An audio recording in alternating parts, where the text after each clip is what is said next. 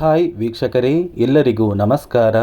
ನೋಡಿ, ಗೃಹಲಕ್ಷ್ಮಿ ಯೋಜನೆಯ ಪ್ರತಿಯೊಂದು ಫಲಾನುಭವಿಗಳಿಗೆ ಯುಗಾದಿ ಹಬ್ಬದ ಪ್ರಯುಕ್ತ ಸರ್ಕಾರ 6,000 ಹಣನ ಜಮಾ ಮಾಡ್ತಾ ಇದ್ದು, ಗೃಹಲಕ್ಷ್ಮಿ ಯೋಜನೆಯ ಪ್ರತಿಯೊಂದು ಫಲಾನುಭವಿಗಳಿಗೆ 17 ಮತ್ತು 18ನೇ ಕಂತಿನ 4,000 ಹಣ, ಅದೇ ರೀತಿ ಅನ್ನಭಾಗ್ಯ ಯೋಜನೆಯ ಪ್ರತಿಯೊಂದು ಫಲಾನುಭವಿಗಳಿಗೆ 5 ಕಂತಿನ 2,000 ಹಣನ ಸರ್ಕಾರ ಜಮಾ ಮಾಡ್ತಾ ಇದ್ದು, ನಿಮ್ಮ ಬ್ಯಾಂಕ್ ಖಾತೆಗೆ ಇಂದು ಶುಕ್ರವಾರ ಮಾರ್ಚ್ 28ರಿಂದ ಸರ್ಕಾರ ಈ 6,000 ಹಣನ ಜಮಾ ಮಾಡ್ತಾ ಇದೆ.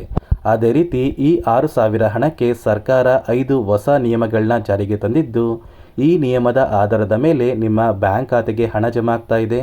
ಹಾಗಾದರೆ ಬನ್ನಿ ಸ್ನೇಹಿತರೆ, ಆ ಒಂದು ಮಾಹಿತಿ ಏನು ಅಂತ ತಿಳ್ಕೊಳ್ಳೋಣ. ಅದಕ್ಕಿಂತ ಮೊದಲು ನೀವೇನಾದ್ರೂ ಇನ್ನೂ ಕೂಡ ನನ್ನ ಚಾನಲ್ನ ಸಬ್ಸ್ಕ್ರೈಬ್ ಆಗಿಲ್ಲ ಅಂದರೆ ದಯವಿಟ್ಟು ಪ್ರತಿಯೊಬ್ಬರು ಚಾನಲ್ನ ಸಬ್ಸ್ಕ್ರೈಬ್ ಮಾಡ್ಕೊಳ್ಳಿ, ಹಾಗೆ ವಿಡಿಯೋಗೆ ಒಂದು ಲೈಕ್ನ ಕೊಡಿ. ಹೌದು ವೀಕ್ಷಕರೇ, ಗೃಹಲಕ್ಷ್ಮಿ ಯೋಜನೆಯ ಪ್ರತಿಯೊಂದು ಫಲಾನುಭವಿಗಳಿಗೆ ಸರ್ಕಾರದಿಂದ ಯುಗಾದಿ ಹಬ್ಬದ ಪ್ರಯುಕ್ತ ಭರ್ಜರಿ ಗುಡಿಸ್ನ ಕೊಟ್ಟಿದ್ದು, ನಿಮ್ಮ ಬ್ಯಾಂಕ್ ಖಾತೆಗೆ 6,000 ಹಣನ ಸರ್ಕಾರ ಜಮಾ ಮಾಡ್ತಾ ಇದೆ. ಇಂದು ಶುಕ್ರವಾರ ಮಾರ್ಚ್ 28ರಂದು ಕರ್ನಾಟಕದ 27 ಜಿಲ್ಲೆಗಳ ಪ್ರತಿಯೊಂದು ಫಲಾನುಭವಿಗಳಿಗೆ ಗೃಹಲಕ್ಷ್ಮಿ ಯೋಜನೆಯ 2 ತಿಂಗಳ 4,000 ಹಣ, ಅದೇ ರೀತಿ ಅನ್ನಭಾಗ್ಯ ಯೋಜನೆಯ ಕಳೆದ 5 ತಿಂಗಳ ಪೆಂಡಿಂಗ್ ಇರುವಂತಹ 2,000 ಹಣ, ಒಟ್ಟಾರೆ 6,000 ಹಣ ಜಮಾ ಆಗ್ತಾ ಇದೆ. ಈ 6,000 ಹಣ ಕರ್ನಾಟಕದ ಯಾವ ಜಿಲ್ಲೆಗಳಿಗೆ ಜಮಾ ಆಗ್ತಾ ಇದೆ ಅಂದರೆ, ಮೊದಲಿಗೆ ಬೆಂಗಳೂರು ನಗರ, ಬೆಂಗಳೂರು ಗ್ರಾಮಾಂತರ, ರಾಮನಗರ, ಚಿಕ್ಕಬಳ್ಳಾಪುರ, ಚಿತ್ರದುರ್ಗ, ದಾವಣಗೆರೆ, ಕೋಲಾರ, ಶಿವಮೊಗ್ಗ, ತುಮಕೂರು, ಬಾಗಲಕೋಟೆ, ಬೆಳಗಾವಿ, ವಿಜಯಪುರ, ಧಾರವಾಡ, ಗದಗ, ಹಾವೇರಿ, ಉತ್ತರ ಕನ್ನಡ, ಬಳ್ಳಾರಿ, ಬೀದರ್, ಕಲಬುರಗಿ, ಕೊಪ್ಪಳ, ರಾಯಚೂರು, ಯಾದಗಿರಿ, ವಿಜಯನಗರ, ಚಾಮರಾಜನಗರ, ಚಿಕ್ಕಮಗಳೂರು, ದಕ್ಷಿಣ ಕನ್ನಡ, ಹಾಸನ, ಕೊಡಗು, ಮಂಡ್ಯ, ಮೈಸೂರು ಮತ್ತು ಉಡುಪಿ ಈ 27 ಜಿಲ್ಲೆಗಳ ಪ್ರತಿಯೊಂದು ಫಲಾನುಭವಿಗಳಿಗೆ ಸರ್ಕಾರ ಗೃಹಲಕ್ಷ್ಮಿ ಯೋಜನೆಯ 4,000 ಹಣ ಮತ್ತು ಅನ್ನಭಾಗ್ಯ ಯೋಜನೆಯ 5 ತಿಂಗಳ 2,000 ಹಣನ ಜಮಾ ಮಾಡ್ತಾ ಇದ್ದು, ಆದಷ್ಟು ಬೇಗ ಉಳಿದ 2 ದಿನಗಳಲ್ಲಿ ಪ್ರತಿಯೊಂದು ಫಲಾನುಭವಿಗಳು ನಿಮ್ಮ ಬ್ಯಾಂಕ್ ಖಾತೆಗೆ ಈ 6,000 ಹಣನ ಪಡ್ಕೋತೀರಾ. ಅದೇ ರೀತಿ ನಿಮ್ಮ ಬ್ಯಾಂಕ್ ಖಾತೆಗೆ 6,000 ಹಣ ಜಮಾ ಆಗಬೇಕು ಅಂದರೆ ಸರ್ಕಾರ ಪ್ರತಿಯೊಂದು ಫಲಾನುಭವಿಗಳಿಗೆ 5 ಹೊಸ ನಿಯಮಗಳನ್ನ ಜಾರಿಗೆ ತಂದಿದೆ. ಈ ನಿಯಮಗಳನ್ನ ಪಾಲಿಸಿದರೆ ಮಾತ್ರ ನಿಮ್ಮ ಬ್ಯಾಂಕ್ ಖಾತೆಗೆ 6,000 ಹಣ ಜಮಾ ಆಗೋದು. ಹಾಗಾದರೆ ಬನ್ನಿ ಸ್ನೇಹಿತರೆ, ಆ ನಿಯಮಗಳು ಏನು ಅಂತ ತಿಳಿಸ್ಕೊಡ್ತಾ ಇದ್ದೀನಿ. ಮೊದಲನೆಯ ಒಂದು ನಿಯಮ ಬಂದು, ನೀವು ಹೊಂದಿರುವಂತಹ ಒಂದು ರೇಷನ್ ಕಾರ್ಡ್ಗೆ ನಿಮ್ಮ ಮನೆಯ ಪ್ರತಿಯೊಂದು ಸದಸ್ಯರ ಆಧಾರ್ ಕಾರ್ಡ್ನ ಕಡ್ಡಾಯವಾಗಿ ಲಿಂಕ್ ಮಾಡಿಸ್ಬೇಕು.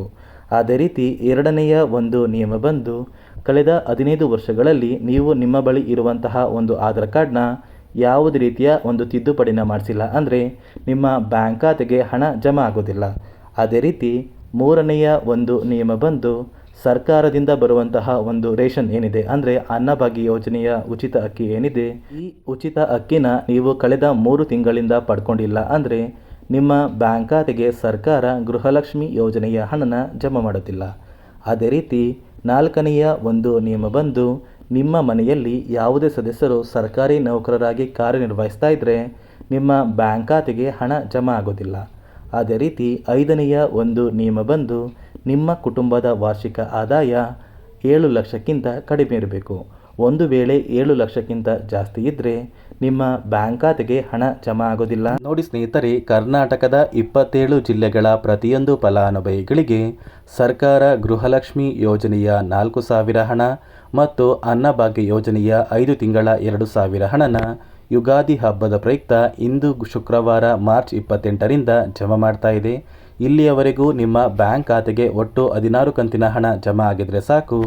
ಆದಷ್ಟು ಬೇಗ ಕೆಲವೇ ದಿನಗಳಲ್ಲಿ ಪ್ರತಿಯೊಂದು ಫಲಾನುಭವಿಗಳು ಈ 6,000 ಹಣನ ಪಡ್ಕೋತೀರಾ ಅಂತ ಹೇಳ್ತಾ, ಇದಿಷ್ಟು ಗೃಹಲಕ್ಷ್ಮಿ ಮತ್ತು ಅನ್ನಭಾಗ್ಯ ಯೋಜನೆಯ ಪ್ರತಿಯೊಂದು ಫಲಾನುಭವಿಗಳಿಗೆ ಯುಗಾದಿ ಹಬ್ಬದ ಪ್ರಯುಕ್ತ ಸರ್ಕಾರದಿಂದ ಬಂದಿರುವಂತಹ ಒಂದು ಗುಡ್ ನ್ಯೂಸ್ ಆಗಿದೆ. ನಾನು ಕೊಟ್ಟಿರುವಂತಹ ಮಾಹಿತಿ ನಿಮಗೆ ಇಷ್ಟ ಆಗಿದ್ದರೆ ದಯವಿಟ್ಟು ಪ್ರತಿಯೊಬ್ಬರು ನನ್ನ ಚಾನಲ್ನ ಸಬ್ಸ್ಕ್ರೈಬ್ ಮಾಡ್ಕೊಳ್ಳಿ, ಹಾಗೆ ವಿಡಿಯೋಗೆ ಒಂದು ಲೈಕ್ನ ಕೊಡಿ.